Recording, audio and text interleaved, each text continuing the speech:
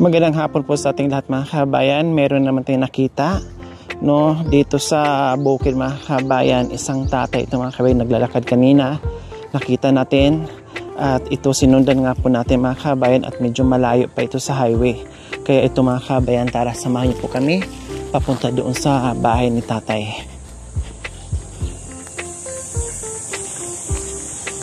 Medyo masungit nga po mga kabayan yung kalangitan ngayon, dahil ay umaambon-ambon. Sana mamaya na uulan pagkatapos ng vlog kasi medyo malayo po mga kabayan papunta doon sa bahay ni tatay. Mas okay ganito sana mga kabayan, yung madilim lang na walang init, masarap mag-ikot-ikot pag ganito. Walang kainit-init po mga kabayan.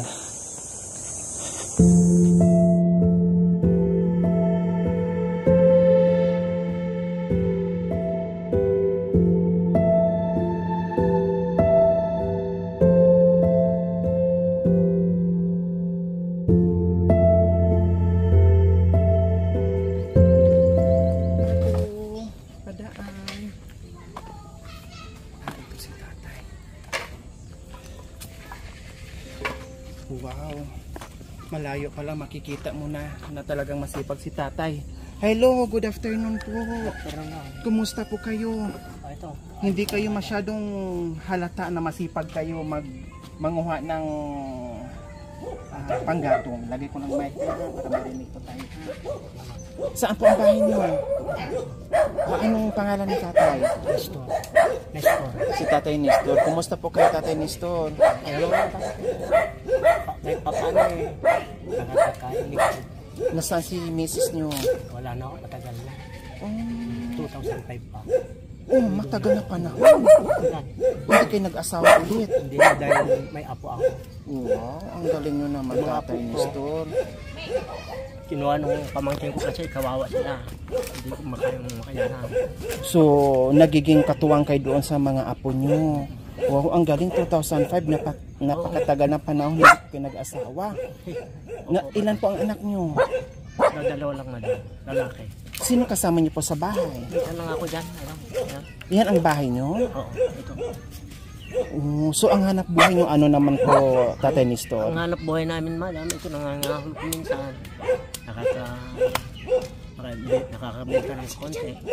Pambili ng ulam. Bukod pa po dito sa pangangahit tatay Nestor, ano pa po yung pinagkikitaan nyo? Pag pinagkikitaan minsan, nakikipagtrabaho din. Anong klaseng trabaho po? Kaya nyo pa? Kaya ko minsan mag-a-update pag di kaya. Ilang taon na po ba kayo, tatay Nestor? 66 years old. So namuhay kayo mag-isa itong panguha ng kahoy o kaya nakikilibor kayo. So yung hanap buhay nyo. Dati po, anong trabaho nyo po? Nung una, nung hindi pa ganito ang edad ko, madam, mekaniko ako. Wow, magaling kayo mag-ayos. Oo, noon. Tulad na Yung mga sasakyan ng mga sira-sira. Nung kalakasan nyo. Pero itong mahina na kayo. Itong mahina na, wala na, hindi na kaya, madam. Hira na lang. Pag may kumuha, pero meron pang, kahit paano meron pang nagpapaayos sa inyo. Meron pa kung minsan naman kundi magaling po kayo. May talent fee pa rin ako kahit paano Ilang taon po kayo sa pagmimekaniko, tatay Nestor? Nung kapanahon ko, madam, hanggang 50. 50 years old? Oo. Siyempre, manghina na ako nung iniwasan ko na yung buhat ng binata kayo, talagang mahilig na kayo magmekaniko, mahilig na kayo magbuting-ting. Automotive. Hindi nyo pa rin nakakalimutan yung pagiging mekaniko nyo. Yun na lang, maaga namatay si misis nyo. Maaga nga. Bakit? Ano pong kinamatay? Heart disease, madam. Po? Puso. Heart disease. Ilang taon po siya noon namatay? Bata pa nung mamatay, madam. Yung asawa ko. 35 siguro. 30? 35. Bata nga po. Kumusta naman po tatay Nestor ang buhay-buhay mag-isa? Ito lang, minsan naisip ko rin, madam, yung nakarang ko. Kahit pa paano, na libang-libang din ako. Kung hindi ko libayan ng sarili ko, wala at mangyari. Opo. Ibig nyo sabihin, nalulungkot kayo. Tinitiis at nililibang nyo na yung sarili nyo. Oh, na-miss nyo pa si misis nyo? Medyo namimiss pa rin kahit paano, madam. Nalulungkot ko at ako kasi kung minsan naisip yung nakaraan namin. Tulad ng ano pong nakaraan. Sa asawa, madam, dahil ang inspirasyon ko yung mga po ko. Wow. Kasi sila. Pag nag-asawa ako, kawawa yung mga po ko. Tatlo yan. 3 apo nyo po. 3 ang anak nyo po, tama? Tapos bawat anak may Dalawa isang... lang ang anak ko, madam. Ay, 2 anak nyo. Tapos 3 apo ko. 3 ang apo nyo. Yung isang babae ngayon na nag-aaral, dahil hindi ko na kaya, kinuha ng pamangkin ko dyan. Nakatira naman dun sa kabila. Nasaan na po yung mga anak yung tatay Nestor nakatira? Yung isa, naghahanap buhay din para dun sa mga anak niya rin. Opo, tapos? Ako naman kung minsan, bibigay siya. Bira lang kung nagbigay kaya, kahit paano, madam. Bakit wala po kayong kasamang apo dyan? Para kahit paano? Kinuha nila, madam. Bakit? Kinuha ng pamangkin ko kasi minsan, pag nagtatawi ako, hindi ko na naasikaso minsan yung mga po. Ilang taon po yun? May 4, mag-5, merong may 10. Lalaki? Lalaki ng panganay, 10. Oh. Pero yung pangalawa, mga 7. Nasaan po yung mga magulang nila? Nakatira? Patay na rin yung magulang. Ha? Patay na yung magulang ng yung nanay niya. Na anak nyo? Oo. Yung manugang ko. Yung manugang nyo ang namatay na. Yung manugang ko namatay. Kawawa naman. So saan na po ngayon nakatira? Doon na po sa tatay nila? Pamangkin. Ay, sa pamangkin nyo po. Ko. Kinuha dahil naawa din sila. Bakit nasaan po yung tatay nila ngayon? Nagtatrabaho rin, madam, minsan. Pauwi, mga 1 buwan. Minsan di pa mandibigay. Kaya kung minsan napipilitan ako magtrabaho. Kasi kayo po nagpupuno ng sustento kumbaga, Tatay Papabayaan Nestor. ko minsan ng katawan ko, tingnan nyo. Sakala akong maglilinis mamaya hapon. Ganyan. Kasi ang ginagawa ko ngayon, habang malakas pa ako, ginagawa ko din yung parang hindi ako magkasakit. Sabi niyo po kanina, Tatay Nestor, maaga namatay yung asawa nyo, nalulungkot kayo, namimiss nyo yung mga gandang alaala, hindi na kayo nag-asawa dahil nakafocus kayo doon sa mga apo ko, mga apo nyo. No, kumusta ang buhay, Tatay Nestor, na mag-isa sa haba ng panahon? Kumusta po? Napakahirap, malungkot, madam. Malungkot din. Kasi naisip ko yung tunay na buhay namin yun Pero nga, biglang nawawalan na. Pero yung pananaw ko sa pamilya ko pa rin, yung pa rin ako, nakapokus ako sa kanya. Yung pagmamahal. Anong tunay na buhay dati, Tatay? Tunay na buhay, madam, masaya man naman noon. Pero ngayon malungkot na dahil wala naman yung na. Ibig sabihin, Tatay Nestor, medyo maganda ang buhay noon nung nabubuhay si Mrs. Maganda naman, madam. Maginhawa. Nakakahanap ako ng maayos na trabaho noon. Pero ngayong matanda na ako ngayon, ito, inalagaan ko rin ng konti yung katawan ko para magkasakit ako, wala na. Opo, kasi mag-isa po kayo. Hindi po kayo pumisan doon sa anak nyo? Pumupunta rin, madam, kahit paano. Pinupunta niya rin ako. Pero ngayon, umalis para maghanap ng trabaho din. Para sa mga anak niya, sa mga apo ko. Kung sabi ko naman sa kanya, habang kaya pa naman ng papa mo. Yeah. Opo, kasi Tatay Nestor, ang mekaniko, lalo na nung araw, tulad nyo, sa mga henerasyon nyo, malakas talaga ang kitaan noon, di ba po? Malakas ang kita noon, madam. Oo, nung kalakasan ko pa. Hindi kayo nakapag-ipon para makapagnegosyo. Nagkasakit kasi yung asawa ko, madam, at saka yung apo ko noon. Kaya naubos din ang ari-arihan ko. Kaya ito na lang tanap ko ngayon. Oh, so matagal din si Mrs. nagkasakit bago pumanaw. Ibig sabihin, kumbaga malakas ang kita nyo noon, kailan napupunta lang din doon sa gamutan ni Mrs. 2 buwan kami sa ospital, madam. Sa puso, ang dami kong gulong. Wala na akong naubos. Pag ganyan pa naman nasakit, mahal. Mahal, madam. Maganda rin ang buhay ko noon, madam, kahit pa paano. Diba, binigyan pa naman ako ng Panginoon ng lakas. Upang labanan ko yung yung pagsubok. Kayo yun ang iniisip nyo minsan, Tatay, kaya naluha kayo Then naisip niyo yung buhay noon na maganda, medyo nakakaahon sa hirap ng buhay. Tapos kung kailan na may edad na kayo, na mahina na kayo, ay ganito naman ang sinapit nyo. Tatay, bukod doon sa pangangahoy mo, ano po yung pinagkakaabalahan mo, Tatay Nestor? Ayaw, nag-alaga ng isang kambing na binigay nila na alagaan ko pagka nanganak. Tag-isa kami kung dalawa, kung isa lang hati kami. So mayroon kayong pinagkaabalahan bukod doon sa kinikita nyo sa pagkakahoy. Meron din kayong inaalagaan na kambing para kahit papaano nag-alaga kayo para pag nagkaanak ay meron kayo. So ilang buwan na po ninyong inaalagaan yan? Pangatlong buwan pa. Bago pa lang. Maliit pa. Ayun, nandun madam dun sa may kawayan, maliit pa yun. At least, tiyaga. Diba? Habang may ginagawa, habang may pinagkabisi-bisihan, mayroong inaantay, mayroong pinapastol, mayroong inaalagaan, hindi mo maramdaman, ilang buwan ay magkakaroon ka na pala ng kambing. Nananghalian na po ba kayo, Tatay? Nanghalian na ako. Anong pagkain niyo po? Yung nilagang talong, madam. Wow! At talong at yung sawsawang bago. Wow, yan talaga ang partner madalas, Tatay Nestor, no? Dito kasi sa probinsya, madam, wala talaga naman kung saan yung merong ulam. Mapipilitan talaga, madam, na ulamin. Kasi kung walang ulam, di ka rin makakain ng gusto. Kaya pwede na rin yung bagoong may mantika. Sausaw mo lang doon. Pwede na yung madam. Kung minsan, may bibigay din. Ulam. Papadala naman ako sa mga kapitbahay. Nabibigyan kayo. Kumbaga, makakaulam lang kayo medyo masarap-sarap kung may nagbibigay ng mga kapitbahay. Pero pag kayo po, talong sausaw sa bagoong, talbos ng kamote. Talbos ng kamote. Masarap po yun. Kasi gulay. Kaya lalong nagpapalakas sa inyo at nagpapahaba ng buhay. Kaya lang, pag laging bagoong din po, Tatay Nestor, masama din po yun kasi maalat. Lalong-lalo na, sabi nyo, ay nakakaramdam kayo ng pananakit ng tuhod. Dito nga at saka minsan napapagod no. Maski pagod ako, madam, parang binabaliwala ako na dahil ako lang naman mag-isa na.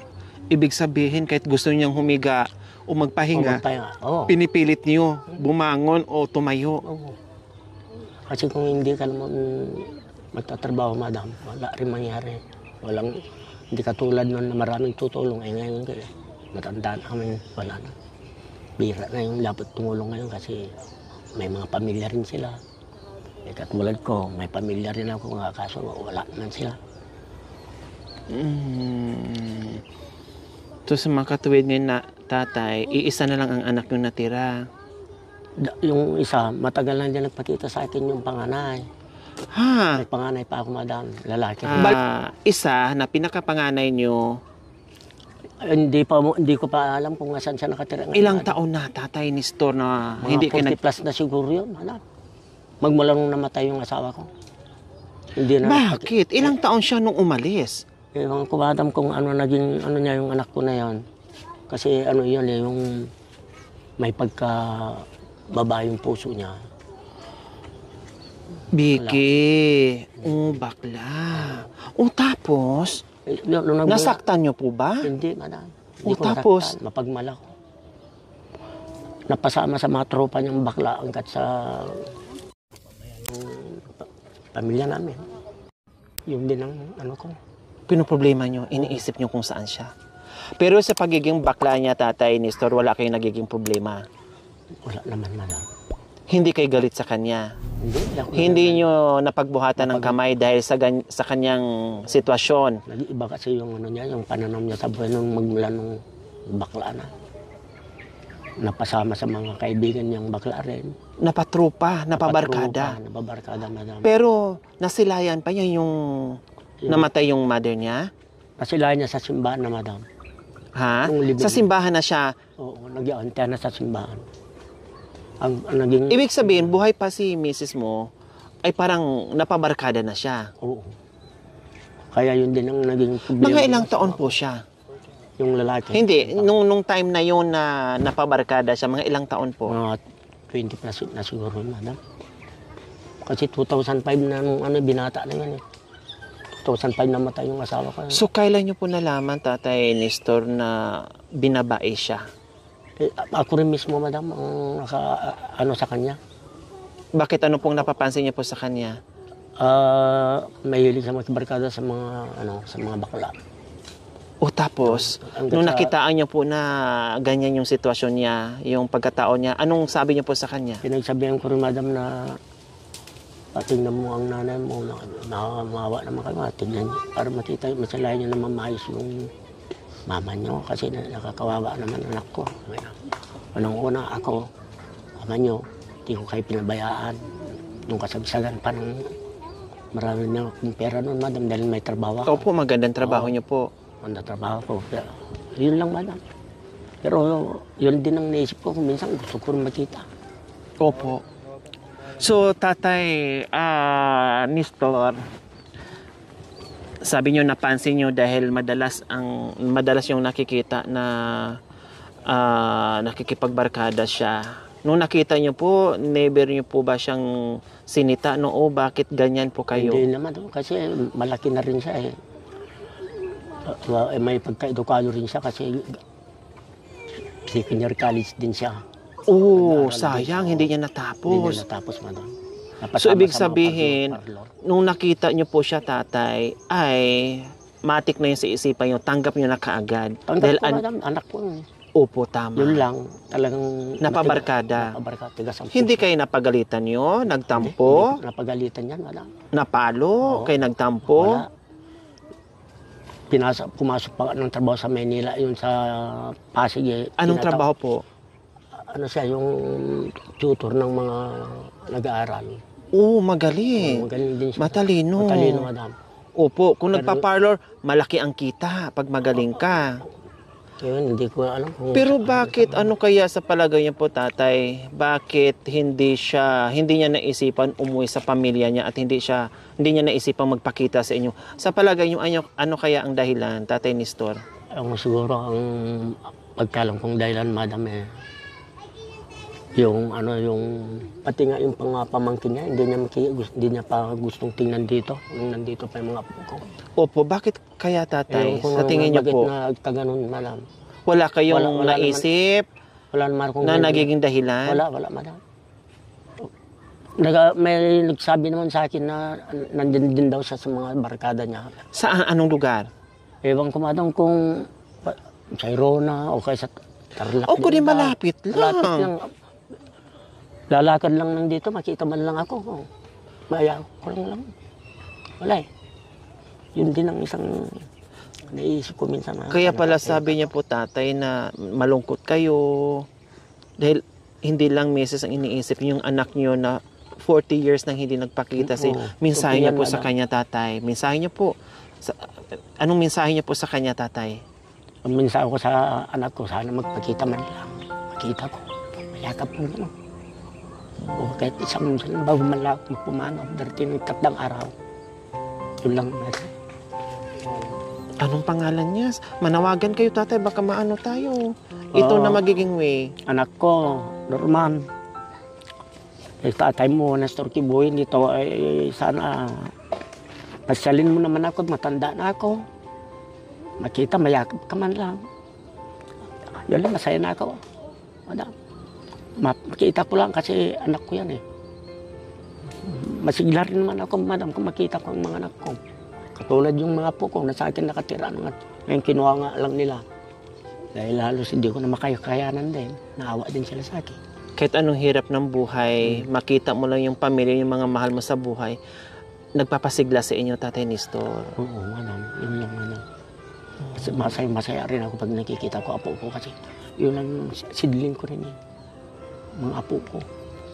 Ay kung mawawala na ako, lalaki rin sila na silayan nila ako.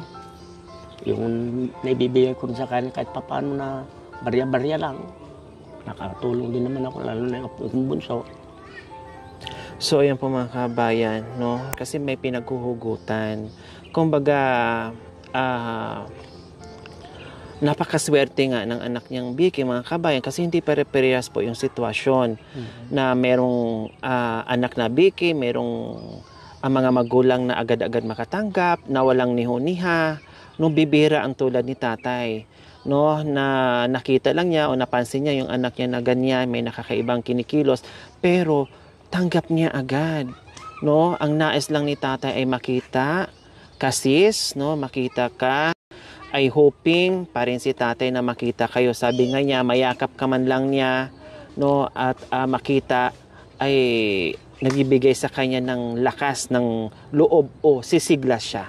So sa simpleng kahilingan, buti nga ay yun lang ang kahilingan bilang isang magulang, no, na makita yung anak na kahit walang malaking regalong bitbit, na kahit walang malaking perang bitbit, kahit walang malaking yaman na ibigay sa magulang, ang nais lang ni Tatay Nestor ay pagmamahal, no, pagmamahal at yung pangungulila ni tatay na kahit papaano ay mapagbigyan siya na mayakap kayo. Kaya Sis Norman, kung naririnig man nyo yung usapan namin ni father mo or yung itong video na ito, ay siguro ito ang nagiging way na marinig mo o makita mo yung tatay mo. Mahal na mahal ka ng tatay mo at hinahanap ka niya. Kaya pala habang nag-uusap kami kanina, na di talaga niya mapigilan, no, ay lumuha, nangingilid yung mga luha ni tatay sa mga matang iniisip na kayo po, isa sa mga anak niya, dalawa na nga lang po yung anak niya na hindi pa kayo makita at panganay pa kayong anak ni Tatay Norman. Napakaswerte mo, sis, kasi yung iba nga po dyan, nabugbog ng magulang, dumanas ng pasa, dumanas ng kung ano-ano, no, dahil hindi matanggap yung kanyang kasarian. Pero kayo, sis, napakaswerte nyo, tatay, at mahal kayo ng magulang nyo. Kasi hindi basta-basta, lalo na sa old generation, na mahirap talaga tanggapin yung mga LGBT ng mga magulang. Buti ngayon kahit papaano ay parang wala, normal lang, parang wala, okay na agad. No? Ang iba pa nga mga magulang ay natutuwa. Like ako.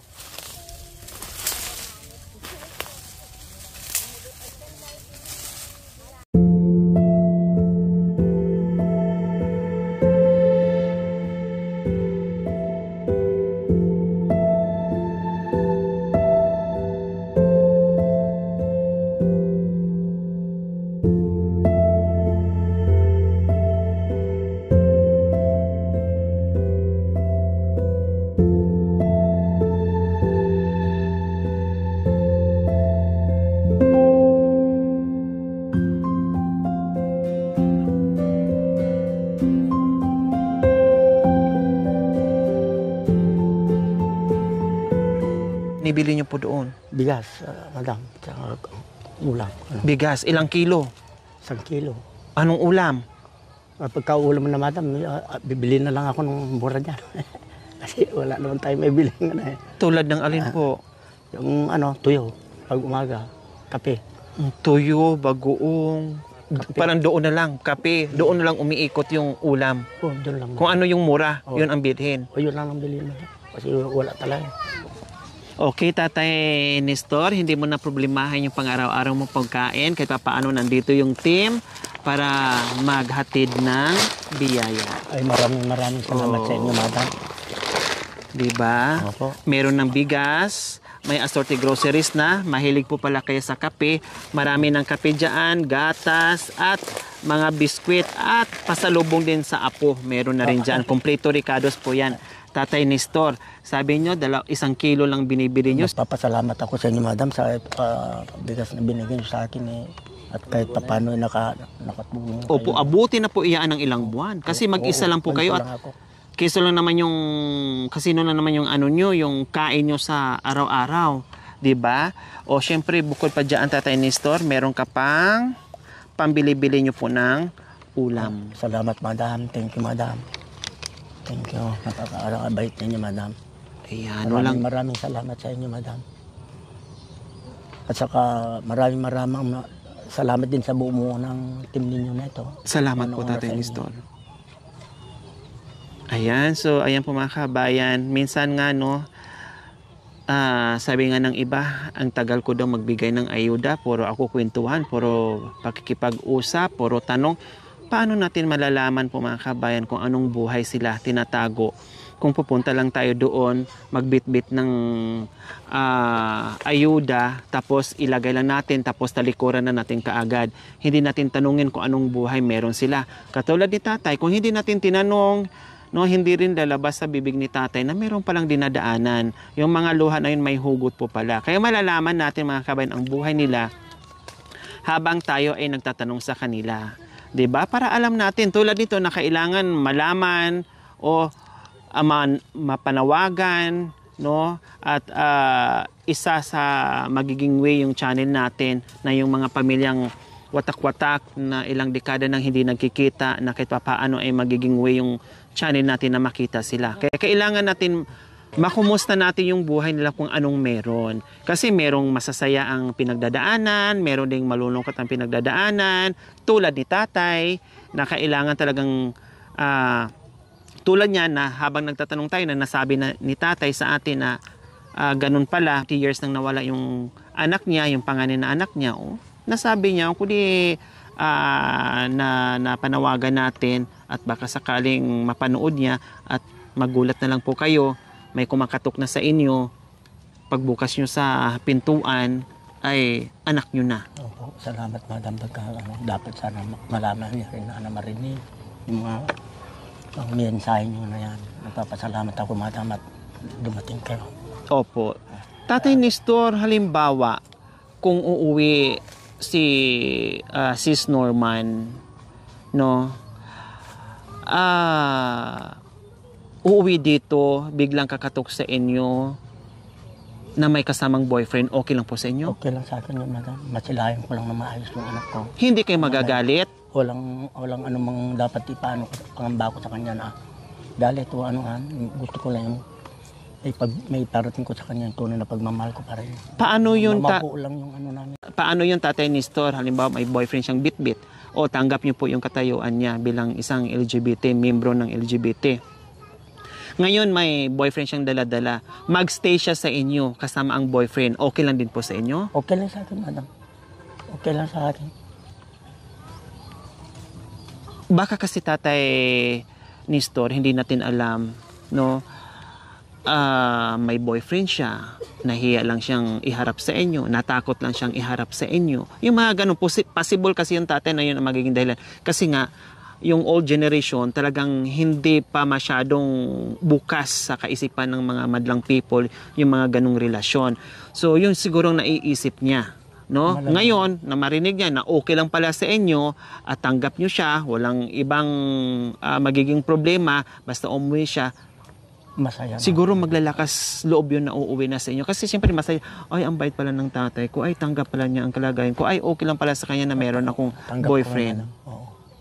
Salamat madam at naipaalala niyo sa akin yan.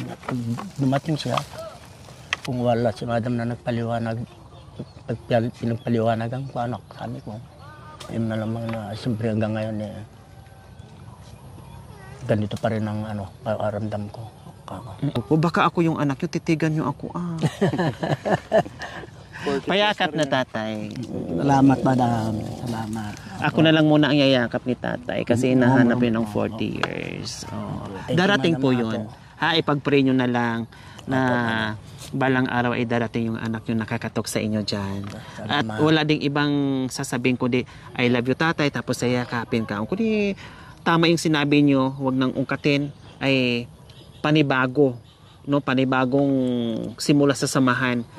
Yung natitirang panahon o natitirang oras ay puro na lang pagmamahalan ang ipadama, kumbaga. Salamat, madam. Ayan, okay.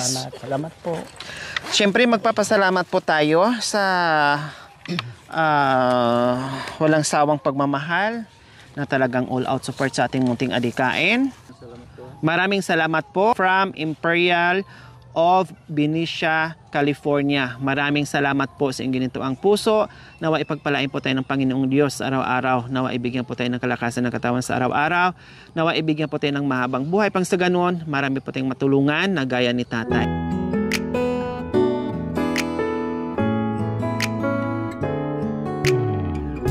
Ayan. So ayan ang bahay ni tatay. Nestor.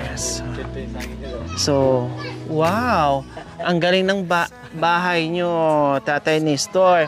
Nandiyan na yung isang buwig na saging, napakalaki, kailang mura pa lang, no? Medyo matagal-tagal pa yan bago gumulang. So ayan, dito nakatira si Tatay Nestor. Simpleng buhay, no? Yun nga sabi ni Tatay, kahit anong buhay, basta yung mga mahal niya sa buhay ay nandiyan lang, nakikita niya. Kaya isa siya sa nabigyan natin ng biyaya at sobrang saya ni Tatay. Lalo na siguro kung uuwi yung anak niya ay hindi lang yan yung kasiyahan ni Tatay ang madama niya, kundi higit pa doon. Diba? Okay, bye-bye po, Tatay Nestor. Maraming salamat sa tingin niyo, madam. Opo, walang anuman po. Walang anuman po, Tatay Nestor. Bye-bye po. Bye-bye.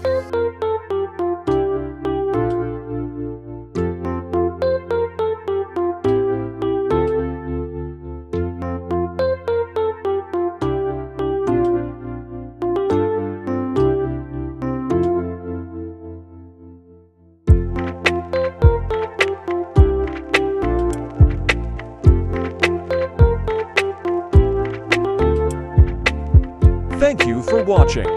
Don't forget to like, share, and subscribe. Hey there.